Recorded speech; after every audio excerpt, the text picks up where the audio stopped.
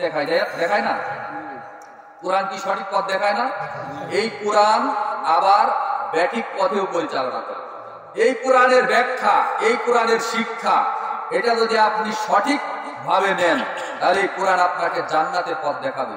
আর যদি ব্যাঠিক ভাবে নেন, যদি ব্যাখ্যাগত ভুল দিকে আপনি যান, তাহলে এই কোরআনই আপনাকে জাহান্নামে নিয়ে যাবে। দলিল সূরাতুল বাকারা 26 নম্বর আয়াত খুলে দেখেন। আল্লাহ সুবহানাহু ওয়া তাআলা বলছেন, ইউদিল্লু বিহি কাসীরা ওয়া ইয়াহদি বিহি কাসীরা ওয়া মা ইউদিল্লু বিহি ইল্লাল ফাসিকিন। আল্লাহ নিজেই বলছেন যে অধিকাংশ মানুষকে আমি আল্লাহ এই কোরআন দ্বারাই সঠিক পথ দেখাই, আবার এই কোরআন দ্বারাই ব্যাঠিক পথ দেখাই। কোরআন পড়ে, কোরআনের তাফসীর করে, কোরআনের অনুবাদ করে, কোরআনের ব্যাখ্যা উল্টা ভাবে করে এক শ্রেণীর মানুষ জাহান্নামে যাবে, আর এক শ্রেণীর মানুষ কোথায় যাবে? জান্নাতে।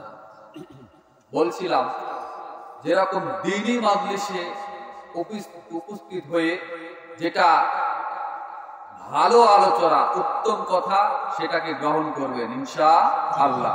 মনোযোগ আকর্ষণ করছি, আপনাদের কোন রকম কষ্ট দেওয়া, ঘুম নষ্ট করা এটা আমার উদ্দেশ্য নয়। আপনাদের দিকে, আপনাদের ধৈর্যের দিকে লক্ষ্য রেখেই আমি অবশ্যই আলোচনা করব। আমি বুঝতে পারবো যে আপনারা বিরক্ত হচ্ছেন না আলোচনা ভালো লাগছে, তবে আমার সাথে একটু কথা বলতে হবে। ইয়েস, নো, ভেরি গুড যাই বলেন, আমার সাথে একটু বলতে হবে ইনশাআল্লাহ। তো দ্বীনি মাজলিসে যারা উপস্থিত হয় তাদের ফজিলত কয়েকটা হাদিস আপনাকে অনুবাদ করে শোনাই। আনাস রাদিয়াল্লাহু তাআলা আনহু হতে বর্ণিত, তিনি বলেন রাসূল সাল্লাল্লাহু আলাইহি ওয়াসাল্লাম বলেছেন, বুদুআতুন ফি সাবিলিল্লাহ আও রাওহাতুন খায়রুম মিনাদ দুনিয়া ওয়া মা ফিহা। কোন মানুষ যখন আল্লাহর রাস্তায় একটা সকাল অথবা একটা বিকাল ব্যয় করে, খায়রুম মিনাদ দুনিয়া ওয়া মা ফিহা, আর এই সারা পৃথিবীতে, সারা দুনিয়াতে যা অর্থ সম্পদ আছে, যত মূল্যবান জিনিস আছে, তার চাইতেও আল্লাহর কাছে ওই ব্যক্তি মহামূল্যবান। বলুন সুবহানাল্লাহ।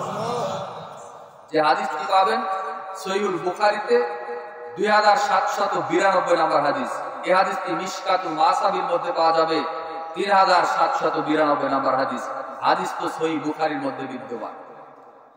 2 নম্বর হাদিস আবু হুরায়রা রাদিয়াল্লাহু তাআলা আনহু হতে বর্ণিত, তিনি বলেন রাসূল সাল্লাল্লাহু আলাইহি ওয়াসাল্লাম বলেছেন, ইন্নাল্লাহা তাআলা ইয়াকুল, হাদিসে কুদসি, নিশ্চয়ই আল্লাহ রাব্বুল আলামিন ডেকে বলেন, ইয়া ইবনা আদম, হে আদম সন্তান, তাফাররাগলি ইবাদা, তোমরা আমার রাস্তায় ইবাদত করার জন্য একটু সময় ব্যয় করো।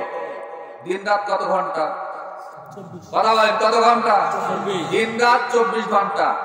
তো রাজশাহীতে শুধু 24 ঘন্টা না টাঙ্গাইলেতেও 24 ঘন্টা? সব জায়গাতেই দিন রাত মিলে 24 ঘন্টা।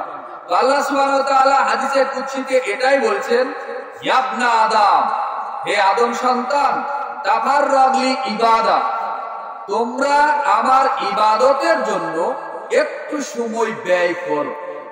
যদি ব্যয় করতে পারো তাহলে আমি আল্লাহ তোমাদেরকে দুটো পুরস্কার দিব। এক, আমলা সদরকা গিনান, আমি আল্লাহ তোমাদের অন্তরকে, তোমাদের বক্ষটাকে ঐশ্বর্য মণ্ডিত দ্বারা পরিপূর্ণ করে দিব। ওয়াইফি রিওয়ায়াতিন, অপর আরেকটা বর্ণনায় আছে, আমলা ইয়াদাকা গিনান, আমি তোমার দু হাতকে টাকা পয়সা, অর্থ সম্পদ দ্বারা পরিপূর্ণ করে দিব। সুবহানাল্লাহ। 2, ওয়া আসুদ্দা ফাকরা, এবং আমি আল্লাহ তোমার কোনো অভাব রাখবো না। তোমার ঋণ, তোমার যত অভিযোগ, তোমার যত পেরেশানি আছে, আমি আল্লাহ সব একেবারে দূর করে দিব। বলুন সুবহানাল্লাহ। ওয়া ইল্লাম তাফাল, আর যদি আমার রাস্তায় সময় ব্যয় না করো তাহলে আমি আল্লাহ পাল্টা তোমাকে দুটো তিরস্কার দিব, দুটো ধিক্কার, দুটো অপমান, দুটো লাঞ্ছনা, গঞ্জনা আমি আল্লাহ তোমার উপর চাপিয়ে দিব। এক, মালা তুইয়া ডাকা সুগলাক, আমি আল্লাহ তোমার দু হাতকে কর্মব্যস্ততা দ্বারা একেবারে পরিপূর্ণ করে রাখবো। দিন রাত 24 ঘন্টা খাটাখাটনি করলেও, চাকরি বাকরি ব্যবসা বাণিজ্য করলেও, রাত 1টা-2টার সময় তুমি বালিশে মাথা দিবা, তোমার চোখে ঘুম ধরবে না। আমি আল্লাহ তোমাকে ব্যস্ততা দিয়ে পরিপূর্ণ করে রাখবো। 2, ওয়ালাম আসুদ্দা ফাকরাক, এবং আমি আল্লাহ তোমার কোনো ঋণ, অভাব, পেরেশানি দূর করব না, বরং আমি আল্লাহ যত পারবো তোমাকে আরো বাড়িয়ে দিব। নাউজুবিল্লাহ বললেন না? এই হাদিস কি পাবেন সুনান তিরমিজি 2466 নম্বর হাদিস। এই হাদিসটি সুনান ইবনে মাজার মধ্যে পাবেন 4107 নম্বর হাদিস। তার মানে এরকম দ্বীনি মাজলিসের আয়োজন করলে সেখানে উপস্থিত হওয়ার প্রয়োজন আছে না নাই? কথা বলেন, আছে না নাই? আছে, অবশ্যই।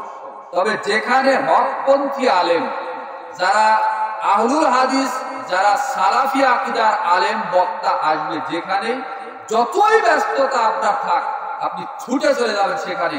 ইনশাআল্লাহ আপনার পরিবারের উপরে, আপনার উপরে রহমত বরকত দ্বারা আল্লাহ পরিপূর্ণ করে দিবেন। কিন্তু তাই বলে আমি এটা বলবো না যে কোন একটা বেদাতি, কোন ভাইরালি বক্তা আসলো, ভাইরাল নামের ভাইরাস বক্তা, হ্যাঁ, ওদের কাছে আপনি যান, যারা কথায় কথায় মিথ্যা বলে, কথায় কথায় মিথ্যা তাফসীর করে, ওদের কাছে যাওয়া যাবে না, প্রয়োজন নেই। রাইট, যাবেন না সেখানে। সে তার চেহারা যত ভালো হোক, দেখতে যতই সুন্দর হোক, আর কণ্ঠ তার যতই মধুর হোক, যদি কুরআন হাদিস বাদ দিয়ে মিথ্যা কিচ্ছা তাফসীর করে, ওই মাহফিলে যাওয়ার আপনার কোনোই প্রয়োজন নেই। এটা মনে রাখবেন। সাহল ইবনে হানজালা রাদিয়াল্লাহু তাআলা আনহু হতে বর্ণিত, তিনি বলেন রাসূল সাল্লাল্লাহু আলাইহি ওয়াসাল্লাম বলেছেন, এটাও হাদিসে কুদসি, মাদালাসা কওমুন ইয়াকুরুন আল্লাহ, কোন একটা গোত্রের মানুষ কথার কথা, এখন এটা কোন এলাকা? সিঙ্গারডাক এলাকার মানুষ একত্রিত হয়ে আল্লাহর বিধানের কথা, আল্লাহর ওহীর বিধানের কথা পর্যালোচনা করে। এই দৃশ্যটা আল্লাহ সুবহানাহু ওয়া তাআলা আসমান থেকে দেখেন। মাদালাসা কওমুন ইয়াযকুরুন আল্লাহ, কোন একটা এলাকার মানুষ যখন একত্রিত হয়ে আল্লাহর বিধানের কথা পর্যালোচনা করে, আল্লাহ সুবহানাহু ওয়া তাআলা এই দৃশ্যটা আসমান থেকে দেখেন। দেখার পরে আল্লাহ রাব্বুল আলামিন ওই এলাকার মানুষকে বলেন, হে আমার বান্দারা, তোমরা ওই যে সিঙ্গার ডাক, ওখানে যে কুরআন হাদিসের আলোচনা শুনছিলে, আলোচনা শোনা হয়ে গেছে, এবার তোমরা বাড়িতে চলে যাও। আমি আল্লাহ তোমাদের সকলকে ক্ষমা করে দিয়েছি। বলুন সুবহানাল্লাহ। শুধু তাই নয়, আমার আরেকটা মেসেজ, আল্লাহ সুবহানাহু ওয়া তাআলা বলছেন যে আরেকটা সুসংবাদ তোমরা নিয়ে যাও আমার বান্দা, আমি শুধু তোমাকে ক্ষমাই করিনি, ওয়া বুদ্দিলাত সাইয়্যাতিকুম হাসানাত, আমি আল্লাহ তোমার আমলনামায় যত পাপ ছিল, যত পাপ তোমার আমলনামায় জমা আছে, সমস্ত পাপকে আমি আল্লাহ এই মুহূর্তে নেকি দ্বারা পরিবর্তন করে দিলাম। পাপ নেকি, আশ্চর্যজনক একটা হাদিস, হাদিসে কুদসি, যেটা আল্লাহ বসো বাবা, বিরক্ত করো না, যাও আসতে যাও। কোন রকম এখানে কোরআন হাদিসের অনুবাদ হচ্ছে, আমার ব্যক্তিগত কোনো কথা নাই। চুপচাপ এক খেয়ালে কথা শোনার চেষ্টা করবেন। আপনারা নড়াচড়া করলে, উঠে যাওয়া আসা করলে আমার মনোযোগ নষ্ট হয়ে যাবে। আমার একটা তো গতি আছে বক্তব্য, এটা কেউ আমাকে কষ্ট দিবেন না, আমি আপনাদের কষ্ট দিব না। ওয়াল্লাহি যতক্ষণ কথা বলবো দলিল ভিত্তিক, কোরআন হাদিসের বাহিরে কোনো কথা বলার চেষ্টা করব না। ইনশাআল্লাহ কিছু না কিছু উপকার আপনার হবেই হবে ইনশাআল্লাহ, এটা আমি বিশ্বাস করি এবং আমি আশাবাদী। বলছিলাম যে দ্বীনি মাজলিসে উপস্থিত হয়ে যারা মনোযোগ দিয়ে বসে আলোচনা শুনে আর বৈঠক ভঙ্গের দোয়া পড়ে যারা চলে যায় আল্লাহ সুবহানাহু ওয়া তাআলা তাদেরকে ক্ষমা করে দেন এবং তাদের আমলনামায় যত পাপ থাকে এই সমস্ত পাপটাকে আল্লাহ নেকি দ্বারা পরিবর্তন করে দেন। এই হাদিসটি পাওয়া যাবে তাবারানী আওসাত 1556 নম্বর হাদিস। এই হাদিসটি তাবারানী মুজামুল কাবির এই গ্রন্থের এক খণ্ডে পাওয়া যাবে 639 নম্বর হাদিস, আরেকটা খণ্ডের মধ্যে পাওয়া যাবে 641 নম্বর হাদিস। তার মানে এই হাদিস আপনি একটু মনে রাখার চেষ্টা করেন। কি বললাম? আল্লাহ আপনাকে ক্ষমা করে দিয়েছেন। 2 নম্বরে কি করেছেন? পাপটাকে, যত পাপ আছে সমস্ত পাপটাকে আল্লাহ কি করেছেন? নেকি দ্বারা পরিপূর্ণ করে দিয়েছেন, পরিবর্তন করে দিয়েছেন। পাপ এখন মনে করেন নেকি হয়ে গেছে। এবার আপনাকে দু একটা কথা বলি। আমরা 5 ওয়াক্ত সালাত আদায় করি কিনা? 5 ওয়াক্ত সালাত আদায়ের সময় আমরা সুন্দর করে উযু করি না? তো উযু করার পরে আপনার সমস্ত সগীরা গুনাহ উযুর পানির সাথে হাতের পাপ, মুখের পাপ, ত্বকের পাপ, পায়ের পাপ সবগুলো কি উযুর পানির সাথে ঝরে যায়। এমনকি রাসূল সাল্লাল্লাহু আলাইহি সাল্লাম বলেছেন যে তোমাদের যে এই যে শক্ত যে আমরা কি বলি কাঠ আঙ্গুল নাকি চারি নখ যাই হোক, এর ভিতর থেকেও গুনাহ ঝরে যায়। বলুন সুবহানাল্লাহ। এটা রাসূল সাল্লাল্লাহু আলাইহি সাল্লাম উদাহরণ দিয়েছেন। এরপরে আসেন, তাহলে সগীরা পাপ ক্ষমা হয়ে গেল। 1 ওয়াক্ত সালাত আদায় করে অপর আরেকটা ওয়াক্ত পর্যন্ত অপেক্ষা করলে এবং ওই ওয়াক্তের সালাত আদায় করলে এই 2 ওয়াক্তের মাঝখানের যত সগীরা পাপ বান্দা করবে সমস্ত সগীরা পাপ ক্ষমা হয়ে যাবে। এক জুমা থেকে অপর আরেকটা জুমা পর্যন্ত যত ওয়াক্তের সালাত আদায় করেছে এক জুমা থেকে আরেক জুমা পর্যন্ত বান্দার সকল সগীরা গুনাহ অটোমেটিক ক্ষমা হয়ে যাবে।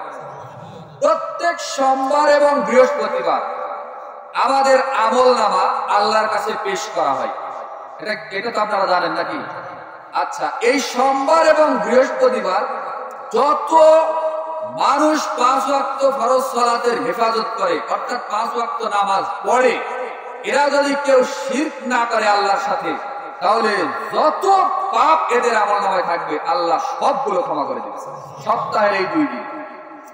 এরপরে আসেন, একজন হাজী মানুষ হজ করতে গেছে, হজ করার পরে হজটা কবুল হয়েছে, কিন্তু হজ কবুল হওয়ার পরে ও ওই দিনের মতো হয়েছে যেই দিন তার মা তাকে জন্ম দিয়েছে।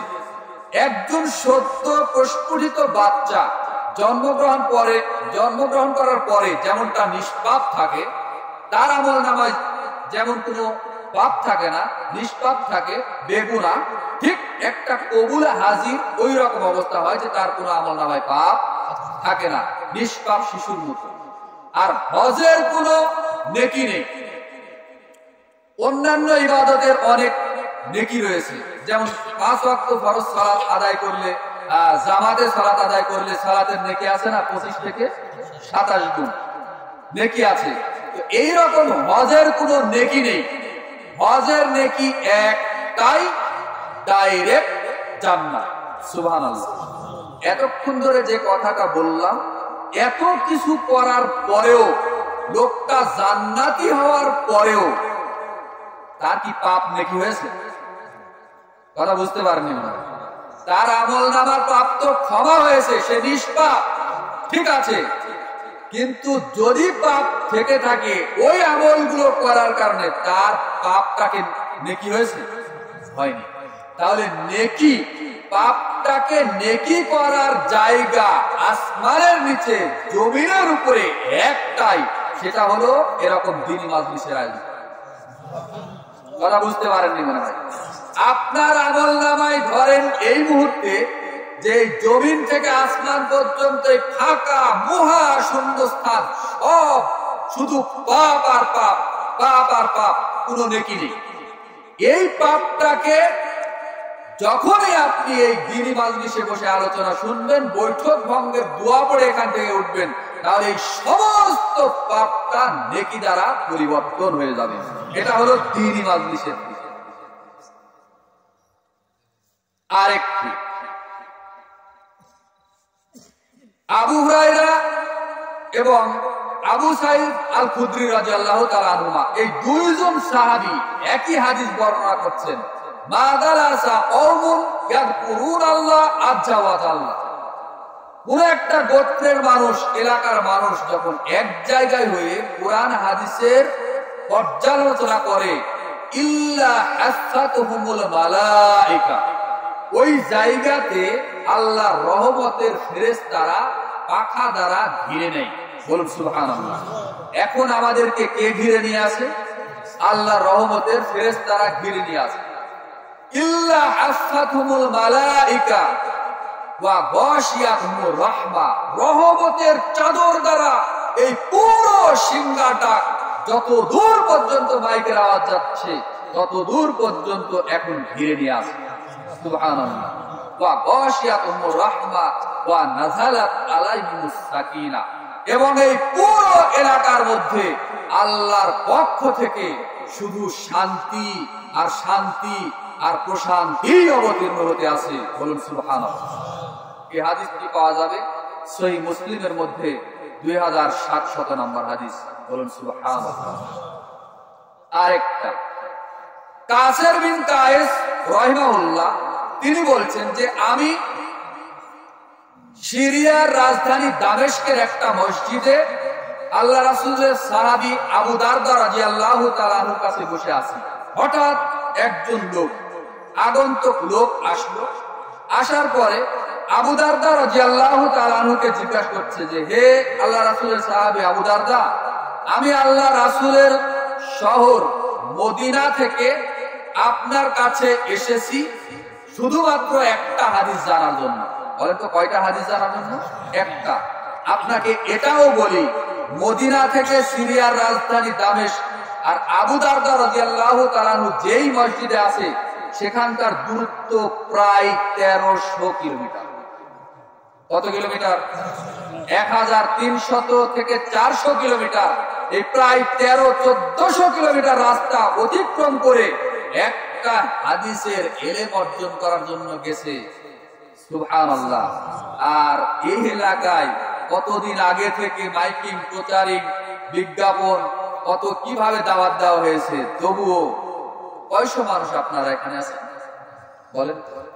বড় হতভাগা জাতি। কুরআন হাদিসের ইলম অর্জন করতে হবে, মূল্যায়ন করার চেষ্টা করুন।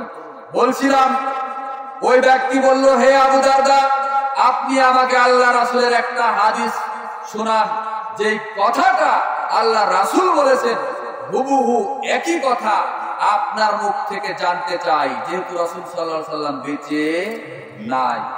তখন আবু দারদা রাদিয়াল্লাহু তাআলা আনহু বললেন, হে আল্লাহর বান্দা শুনো, আল্লাহর নবী মুহাম্মদ সাল্লাল্লাহু আলাইহি ওয়াসাল্লাম বলেছেন, মান তারাকাস সালাতান মান সালাকা তরিকান ইয়ালতামিসু ফিহি ইলমান সাহালাল্লাহু তরিকান ইলাল জান্নাহ। কোন মানুষ যদি কুরআন হাদিসের ইলম অর্জন করার জন্য, জ্ঞান অর্জন করার জন্য যদি আল্লাহর পথে থাকে, আল্লাহ সুবহানাহু ওয়া তাআলা তার জন্য জান্নাতের পথ, জান্নাতে যাওয়ার পথ সহজ করে দেন। বলুন সুবহানাল্লাহ। এই হাদিসটি পাওয়া যাবে মিশকাতুল মাসাবির প্রথম খণ্ড কিতাবুল ইলম, জ্ঞান, এই অধ্যায়ের 204 নম্বর হাদিস, 212 নম্বর হাদিস। এই হাদিসটি সহিহ মুসলিমের মধ্যে পাওয়া যাবে আপনার 2699 নম্বর হাদিস। হাদিস সহিহ মুসলিমে বর্ণিত হয়েছে। তার মানে দ্বীনি মাজলিসে উপস্থিত হলে আল্লাহর রাস্তায় ওই বান্দা থাকে, আর আল্লাহ তার জন্য জান্নাতের রাস্তা কি করে দেন? কথা বলেন, কি করে দেন? সহজ করে দেন।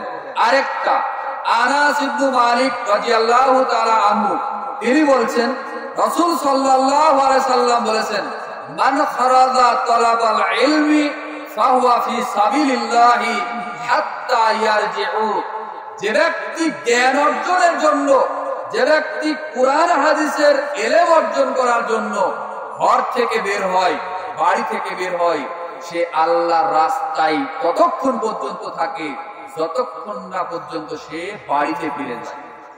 সুবহানাল্লাহ। এই হাদিসটি পাওয়া যাবে সুনান তিরমিজির মধ্যে 2647 নম্বর হাদিস। এই হাদিসটি পাওয়া যাবে আপনার সহিহ তারগিব ওয়াত তারহিব এই গ্রন্থের মধ্যে 88 নম্বর হাদিস। এই হাদিসটি মিশকাতুল মাসাবির প্রথম খণ্ডের মধ্যে পাওয়া যাবে 220 নম্বর হাদিস। খুলে দেখেন, যা বলছি হুবহু সেটাই পাবেন। কিতাব খুলবেন পাবেন, কিতাব খুলবেন না জিন্দেগিতেও পাবেন। তাহলে আপনাকে আমাকে অবশ্যই এরকম দ্বীনি মাজলিসের গুরুত্ব এবং ফজিলত বুঝে অবশ্যই যারা উলামা মাশায়েখ হকপন্থী আলেম, যারা পবিত্র কোরআন এবং সহিহ হাদিসের দাওয়াত, নির্ভেজাল তাওহীদের দাওয়াত দিচ্ছেন দেশ বিদেশে, সকল জায়গাতে যেখানেই আপনার সুবিধা হবে, যেখানেই আপনি আপনার সময় আপনার স্থান অনুকূলে পাবেন, আপনি অবশ্যই সেখানে যাওয়ার চেষ্টা করবেন ইনশাআল্লাহ। আল্লাহ সুবহানাহু ওয়া তাআলা আমাদের কবুল করুন। আমরা সবাই বলি আল্লাহুম্মা আমিন।